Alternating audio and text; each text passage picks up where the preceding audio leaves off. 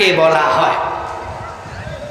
রাসূলুল্লাহ সাল্লাল্লাহু আলাইহি ওয়াসাল্লামের পরিবারের সদস্যদেরকে আহলে বাইত বলা হয়। এখন পরিবারের সদস্য কারা?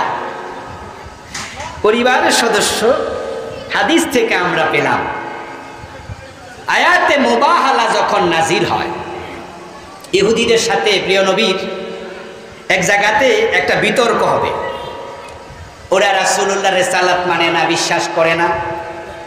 তো আল্লাহ বলছেন, হে নবী, আপনি ইহুদিদেরকে বলেন তোমরা তোমাদের আহলকে, পরিবারকে ডাকো, আমি আমার পরিবারকে ডাকবো, এবং তাদেরকে একসাথ করে আমরা বলবো আল্লাহর কাছে বদদোয়া দিয়ে, আল্লাহ আমি আমার পরিবারকে এনেছি, তারা তাদের পরিবারকে এনেছে, আল্লাহ যারা হক তাদেরকে বাঁচাও, যারা বাতিল তাদেরকে গজব দাও।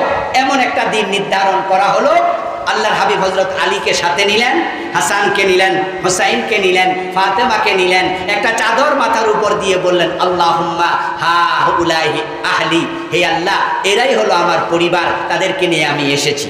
তাহলে রাসূলুল্লাহর আহলে বাইত পরিবার হলো ফাতেমা, হাসান, হুসাইন এবং হযরত আলী কাররামাল্লাহু ওয়াজহাহু, তাদেরকে বলা হয় আহলে বাইত।